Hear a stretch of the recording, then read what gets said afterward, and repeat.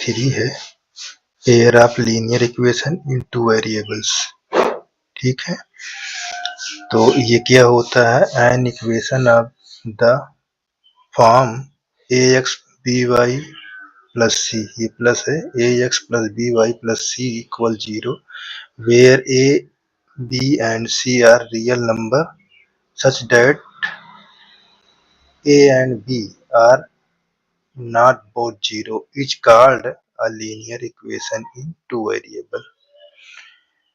Two linear equation in same two variable x and y are called pair of linear equation. अच्छा, ये आपकी linear pair of linear equation की ये definition है। और मैं इसका एक और सरल बता देता हूँ डिफिनीशन, देखिए इससे क्या होता है। जैसे आपको यहाँ इक्वेशन ए x b y plus c equal 0 दिया हुआ, तो आप ध्यान दीजिए ये क्या है, इसको कहा जाएगा, इस इक्वेशन को लीनियर इक्वेशन, ये linear equation in two variable, in two variable.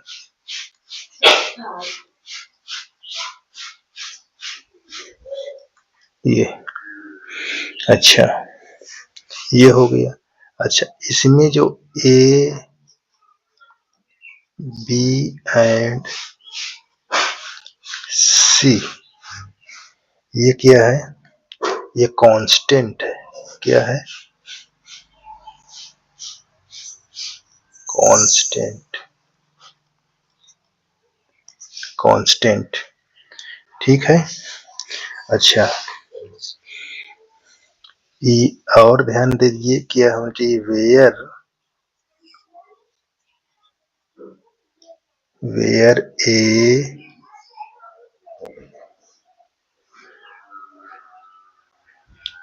And B are not, क्या होना चाहिए, both zero, not both zero, ये दोनों क्या होना चाहिए, जीरो ना हो, ये चीज ध्यान देना। ठीक, अच्छा, अब इसमें एक स्टेप में और ध्यान दीजिए, यहाँ क्या है, X and Y, X and Y are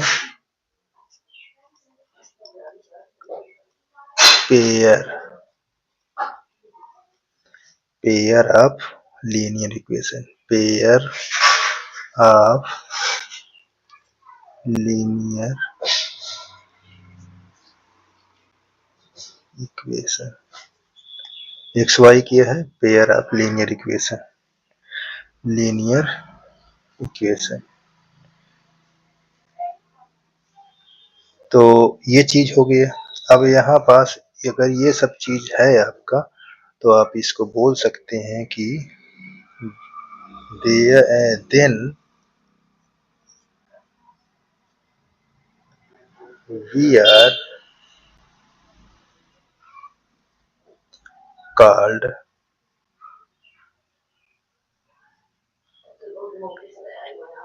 called pair of linear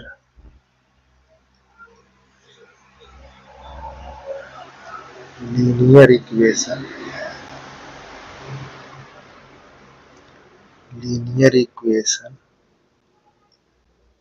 sorry यहाँ पास क्या है,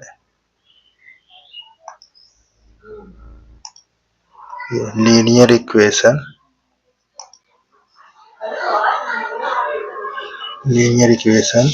इन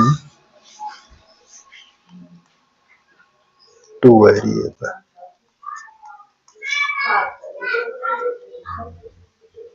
टू वेरिएबल्स, ये चीज तब आप इसको बोल सकते हैं। ठीक है, अब इस पर आपको कुछ और दिया हुआ है, इसके आगे देखते हैं।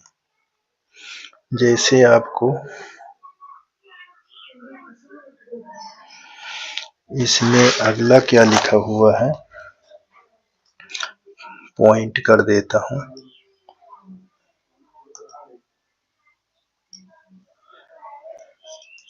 यहाँ अगला the general form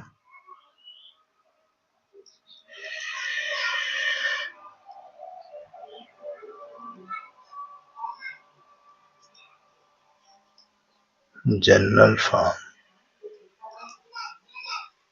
the general form of a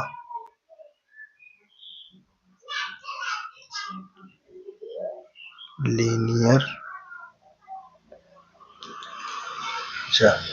pair कर देता हूँ, pair of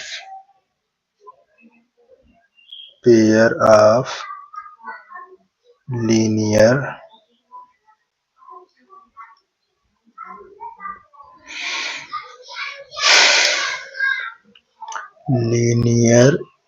equation of two variable.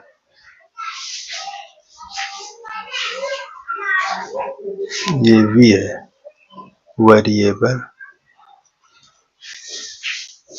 Variables.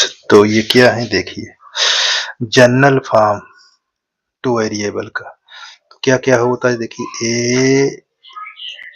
a1x b1y plus c equal 0, और क्या होता है a2x b2y प्लस c2, यहाँ पास c1 इक्वल 0।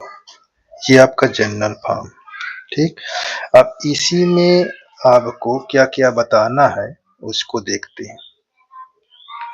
इस पर आपको ये बताना है इन ए प्लेन, थोड़ा लिख देता हूँ, चेंज कर देता हूँ यहाँ,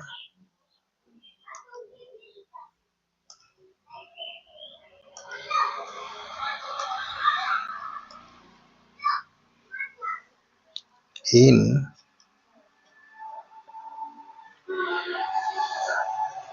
a plane for two given lines, for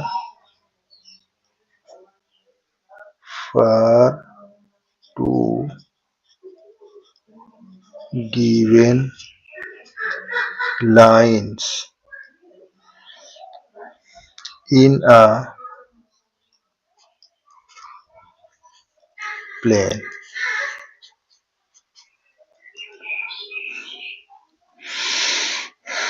there could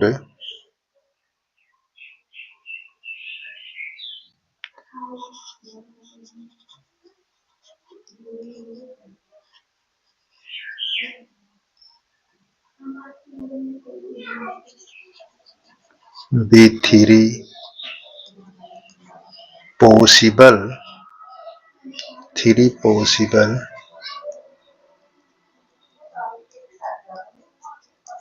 देखिए पॉसिबल केस,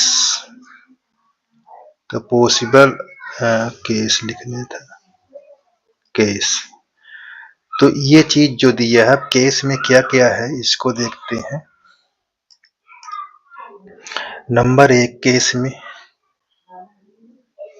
यहाँ पहले केस में क्या क्या चीज होता है उसको लिख लेता हूँ। नंबर फर्स्ट में रेशियो ऑफ कोफिशिएंट, यहाँ लिखता हूँ ratio of coefficient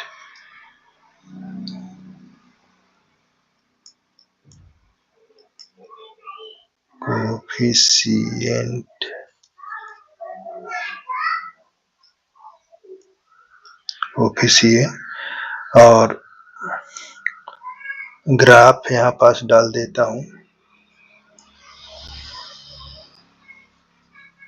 graph of रिफर्जेंट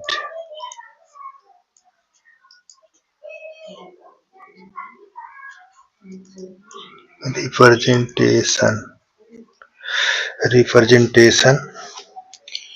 अब नेचर ऑफ सॉल्यूशन, नेचर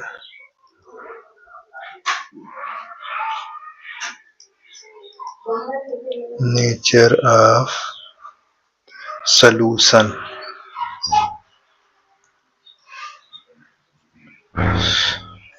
उसके बाद क्या डिफाइन करना रहेगा, डिफाइन एज। तो ये चार चीज आपको कैसे देखना है ये मैं दिखा रहा हूँ। ठीक, नंबर एक में ये रेशियो ऑफ किसी कोफिशिएंट, जो ये कोफिशिएंट दिए हुआ A1 B1 C1 A2 B1, तो ये नंबर एक में मैं आपको दिखा रहा हूँ कि A1 बाई A2, ये देखिए A1 by A2, B1 by B2 not equal हो। ठीक है, नॉट इक्वल हो तो इसका ग्राफ कैसे बनेगा ये चीज मैं यहाँ पर थोड़ा से दिखा देता हूँ। तो ये कोई ग्राफ एक दूसरे को ऐसे और इस तरह इंटरसेक्ट करेगा, इस तरह। ठीक है, ये कार्टेशियन प्लेन जो बना रहेगा, ये कार्टेशियन प्लेन x, ये y और ये x डैश, ये y।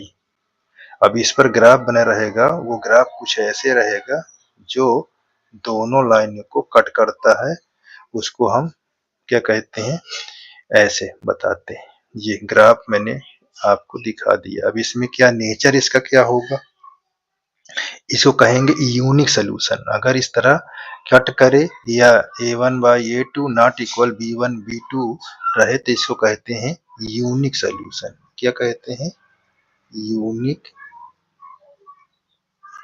सोल्यूशन। ठीक, यूनिक सोल्यूशन, यूनिक सोल्यूशन। और ये कंसिस्टेंट ऑफ पेयर, इसको कंसिस्टेंस बोलते हैं, ध्यान देना।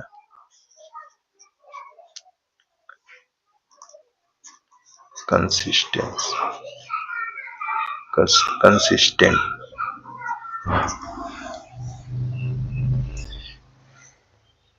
ये इतना कंसिस्टेंस होगा। ठीक ना।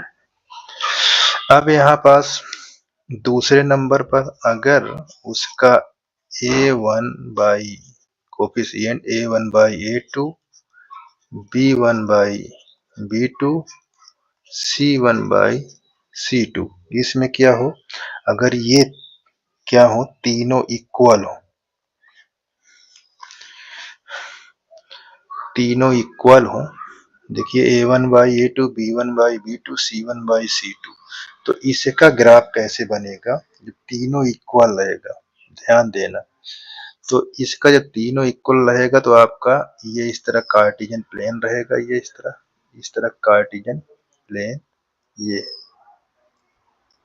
ये आपका यहाँ x, ये x डैश, ये y, यहाँ y डैश। ध्यान दीजिए, जब तीनों इक्वल रहेगा तो कैसे ग्राफ बनेगा। तो इस पर कोई एक इसे स्केल में रखूंगा, दिखा दिया। ये देखिए, ये तीनों इक्वल कॉन्साइड बनेगा, कॉन्साइड या कॉन्सिडेंट कह दीजिए, ये कॉन्सिडेंट कह दीजिए, ये लाइन होगी कॉन्सिडेंट लाइन, यानी एक के ऊपर एक होगी। जैसे ये इसी पर एक मैं और दिखा देता हूँ लाइन, इसी के ऊपर ये ऐसे। ठीक, तो ये क्या हो जाएगा, कॉन्सिडेंट। इसको हम कहेंगे नेचर में, नेचर में इसको ये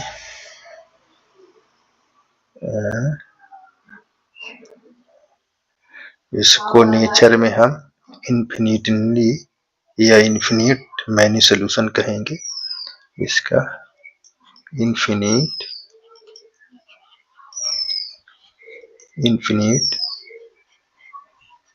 मैनी सोल्यूशन।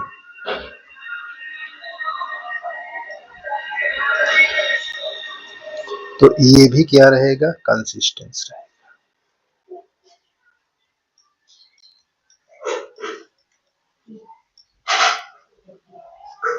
कंसिस्टेंट रहेगा, डिफाइन इसको क्या कहेंगे, कंसिस्टेंस कहेंगे। अच्छा, एक और इसमें रहेगा, थोड़ा सा बढ़ा देता हूं, यहाँ थोड़ा ऊपर कर लेते हैं। तो इस पर क्या होगा, देखिए किस तरह रहेगा। ये तीसरा होगा, ये तीसरा होगा A1 by A2 B1 by B2 not equal C1 by C2। इसका ग्राफ कैसे बनेगा, इसका ग्राफ ये एक्स एक्सिस है, सॉरी डैश लग गया यहाँ, और एक से ये डैश एक्सिस है, ये वाई डैश है, ये सीधा रहना चाहिए, थोड़ा मुझसे टेढ़ा हो गया है, आपका सीधा होना चाहिए, नहीं तो ये ऐसे। अब इस पर ऐसे इसका ग्राफ कैसे बनेगा, ये इस तरह कुछ ऐसे ग्राफ बनेगा।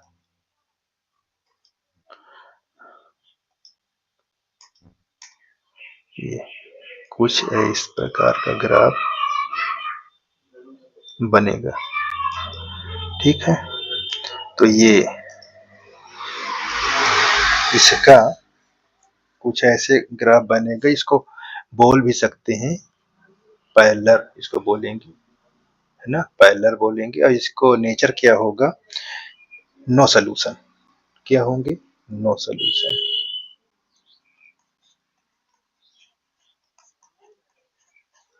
क्या होंगे, नो सोल्यूशन। ये इनकंसिस्टेंस होगा, डिफाइन क्या करेंगे, इनकंसिस्टेंस, कंसिस्टेंस, ये चीज आपको ध्यान देना है, ठीक है। तो इस प्रकार ये आपका हो जाएगा। अच्छा, इस पर एक स्टेप मुझको और बताना है, ग्राफ को कैसे बनाएंगे, ठीक है। इसी में थोड़ा सा बढ़ा देता हूँ, ग्राफ बनाने का क्या रूल है, क्योंकि इसमें ग्राफ बहुत है ना बनाने के लिए, थोड़ा ऊपर कर देता हूँ। तो ग्राफ बनाना भाई किस तरह है, देखिए ये आपका अगला पॉइंट है, ग्राफ यहाँ मैं लिख लेता हूँ, अच्छा कुछ लिख देता हूँ ताकि ग्राफ को पहचान कैसे करना है। रूल ऑफ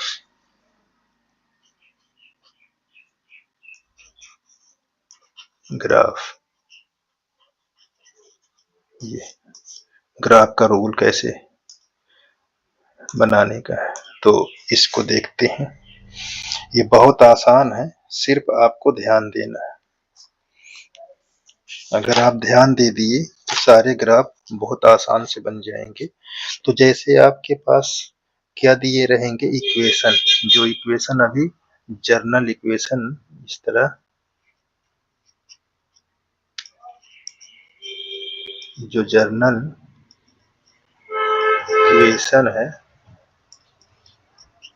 ये दिए रहेंगे इस प्रकार, जैसे A1 x B1 y equal C1, ठीक, यहाँ ऐसे रहेगा। और नेक्स्ट इक्वेशन आपको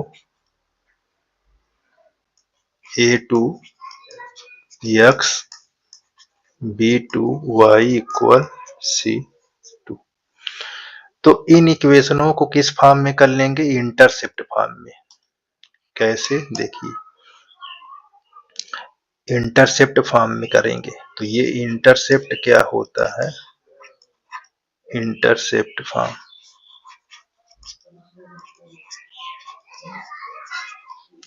इंटरसेप्ट फॉर्म ये होता है, देखिए X by A Y by B equal 1, यानी जो सी के प्लेस हो वहां 1 हो जाए और एक्स का कोऑर्डिनेट या वाई का कोऑर्डिनेट पता हो जाए, तो एक्स एक्सिस पर ये कोऑर्डिनेट रख देंगे, वाई एक्सिस पे ये कोऑर्डिनेट रखकर हम मिला देंगे। जैसे अब आपको दिखाते हैं, जैसे ये चीज दिया हुआ है, यहाँ x a1 plus b1 y equal c1, तो c से मैं क्या करूंगा, बोथ साइड डिवाइड कर दूंगा, c से बोथ साइड डिवाइड, तो क्या हो जाएगा a1 x by c1 plus b1 y c1 equal 1, यहाँ कट जाएगा। अब देखिए यहाँ x के पास कोई कोफिशिएंट नहीं है, इसका देखिए कोऑर्डिनेट इस तरह होगा a comma 0 and 0 comma b, इस प्रकार कोऑर्डिनेट होता है, ध्यान दीजिए। तो यहाँ पास x के पास कोई कोफिशिएंट नहीं होना चाहिए, x by c1 by a plus y c2 sorry c1 है, ये c1 बाई b इक्वल 1। अब इसके x एक्सिस से कोऑर्डिनेट कैसे होंगे, ये देखिए यहाँ c1 by a1 comma c1 by b, sorry ये 0 होना चाहिए, और y एक्सिस का coordinate 0 comma c1 by b1। तो अब देखिए इस तरह ग्राफ बनाने के लिए अब x एक्सिस पर हम काटेंगे तो ये कट जाएगा पॉइंट, और y एक्सिस पे इसको काट कर हम जहां पॉइंट कटे हों वहां से ग्राफ को मिला देते हैं, ठीक है। इसी प्रकार आपको ये भी है, तो आपको इंटरसेप्ट सेम यही चीज है, इसी तरह बनाना है। या देख लीजिए इसको, ये सेकेंड इक्वेशन है, ये आपका फर्स्ट इक्वेशन था, क्योंकि दोनों इक्वेशन को बनाना होगा तो आपको क्या करेंगे, यहाँ इंटरसेप्ट बनाने का सी से डिवाइड करने ऑन बोथ साइड, क्योंकि सी की प्लेस पर 1 आना चाहिए, क्योंकि हमको इंटरसेप्ट फॉर्म में इक्वेशन बनाना, वो ग्राफ बनाना है। तो यहाँ पास सी से डिवाइड कर देंगे, तो यहाँ a2 बाई c2, यहाँ x plus b2y by c2 equal divide कर दिए। अब x के पास कोई कोफिशिएंट नहीं होना चाहिए, तो यहाँ पास c2 by a2 plus y यहाँ c2 बाई b2 इक्वल 1। अब x का कोऑर्डिनेट क्या होना चाहिए, c2 by a2 comma 0 and 0 comma c2 by b2, ये एक कोऑर्डिनेट जी आ गया, दूसरा कोऑर्डिनेट। तो इस तरह आपका यहाँ पास किस ग्राफ बना रहेगा, ये ऐसे मतलब कार्टेशियन प्लेन बनाना है आपको खुद, और इस पर प्लॉट करना है। तो ये जिसे अब आपको एक्स एक्सिस पर क्या पॉइंट है c1, तो मैं मान लिया कि यहाँ पास एक्स एक्सिस है, ये इसको भी थोड़ा सा बता देता हूँ, एक्स डैश ये y है, यहाँ पास y डैश, तो मानिए ये पॉइंट यहाँ कट गया, तो ये वाला पॉइंट क्या होगा c1 बाई a1 कामा 0, और ये कहाँ है y पर कट करेगा, तो ये मानिए यहाँ कट कर रहा है, तो इसको क्या लिख देंगे 0 कामा c1 b1। तो अब इसको स्केल से ऐसे मिला देना, ये ऐसे मिल गया। अब इसी तरह इस इक्वेशन को बनाना है।